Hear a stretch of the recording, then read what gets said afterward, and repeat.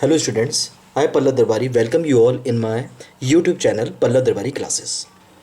In this video, we will discuss the strategies of industry growth during the period 1951.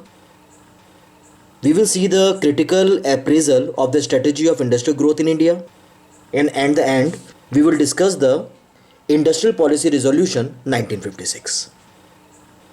Firstly, we will discuss the strategy of industrial growth during the period 1950-1991. The first point is public sector playing a crucial role. See, during the initial phase of the planning, public sector enterprises were assigned a crucial role in the development of industries.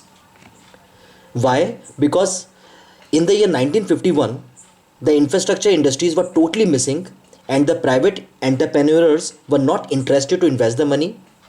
India urgently need the development of the industries. In the absence of the private investors, government take the responsibility. The second point was secondary role of the private sector. The role of the private sector in the initial phase of development was complementary. Their role was just to boost up or just to support the public sectors. For the expansion and the establishment of the new industries, private sector has to take permission from the government. Just to restrict the entries of the private sector, Industrial Development and Regulation Act 1951 was passed. According to this, if the private sector was to expand the business or want to enter in the business, they have to procure the license first. Similarly, the government passed the MRTP Act. Because of this, the entry of the private sector was totally restricted. The third step was the policy of the import substitution. Listen, it is being decided that the India will not import those goods which they can develop of their own, which they can manufacture of their own. The motive was that we have to spread the industrialization in the country. This policy implies discourage of import of goods which could be produced domestically, that we have discussed.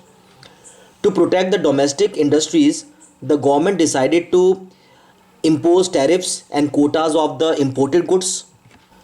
The next point was great emphasis on the heavy and the capital goods industries. The government decided that they have to develop the capital and the heavy goods industries. Why?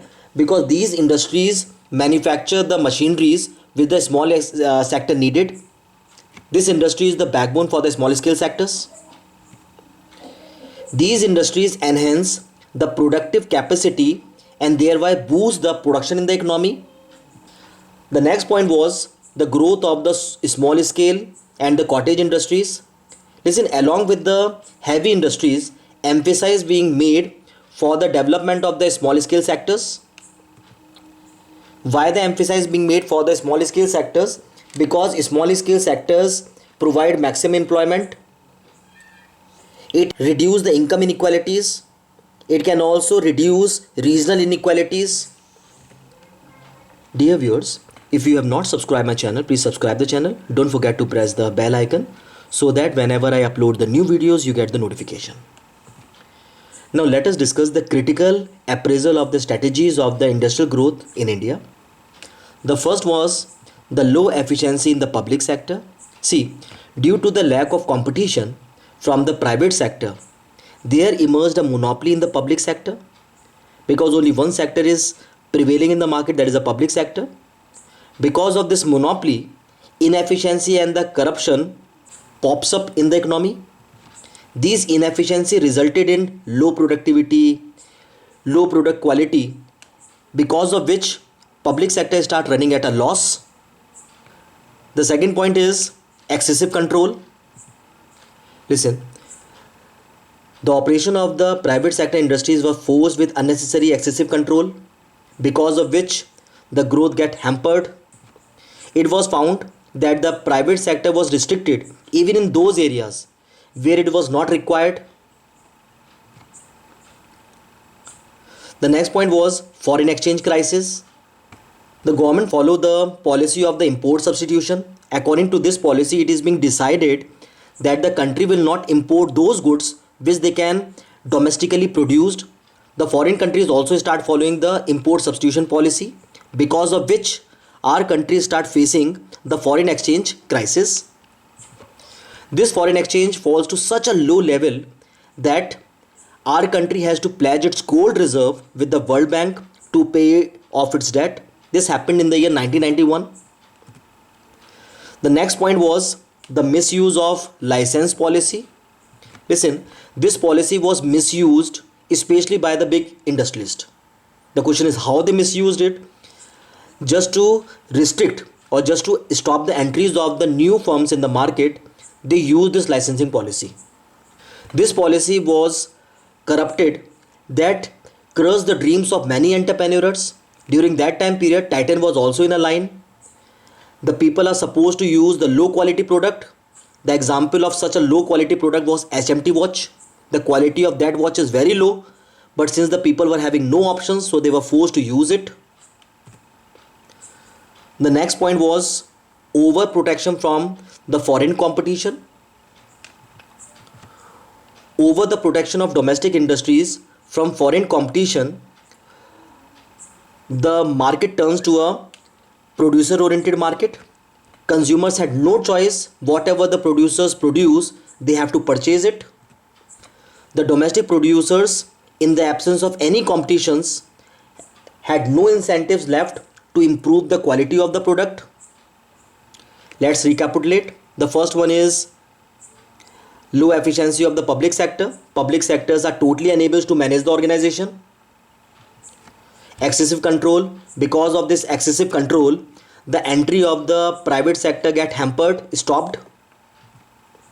Foreign exchange crisis. Because of following the import substitution policy, the foreign countries also followed this policy, because of which there is a fall in the foreign exchange reserves. The next one was misuse of license policy. This licensing policy was misused by the big entrepreneurs just to check the entries of the new firms. The next one was over protection from the foreign competitions. Because of the over competition, the quality of the public sector's goods start deteriorating. Why? Because no competition was there. Let's discuss the next topic, that is Industrial Policy Resolution 1956. Listen, the Industrial Policy Resolution was a declaration of the government that was initiated with the purpose to boost up the industrialization for the economic growth of the country. During the second 5-year plan, it was decided that the new economic resolution should be passed so that the industrialization should spread in the country. Let us discuss the features of this policy. Following are the principal elements of new industrial policy resolution. Let us see one by one. The first one was threefold classification of industries. The industry is being classified into 3 schedules: Schedule A, B and C. Under the Schedule A, this schedule had 17 industrial areas in which the center was given a complete monopoly. The industries set up under the Schedule A is called the public sector undertakings, commonly called PSUs. Under Schedule B, 12 industrial areas were put under this schedule, in which the state government was supposed to take up the initiative with a more expansion follow up by the private sector. Listen, under this schedule, private sector can also establish industries, but with the permission of the state government, or just to support the state government industries run by the state government. This schedule also carry the provisions of the compulsory licensing. Why? So that they can control the private sector. The third schedule, that is Schedule C, all the industrial area left out of Schedule A and B were put under this, in which the private sector had the provision to set up industries. The second feature was licensing of industries. Listen, the private sector industries could be established only after obtaining a licensing from the government. This proposal of obtaining a license was introduced to check the growth of the private sector. It was done to promote the establishment of industries in backward regions and to reduce regional inequalities. The license was required not only to establish a new industries, but if the industry want to expand its production, they have to procure the license. The next point was industrial concession. The Indian government aimed at promoting industries in the backward region by offering tax holidays, concessions and the subsidies. This in turn promote economic welfare and backward regions, thereby reducing regional disparities. That's all we have in this video. Thanks for watching. God bless you all. Meet you soon with a new video.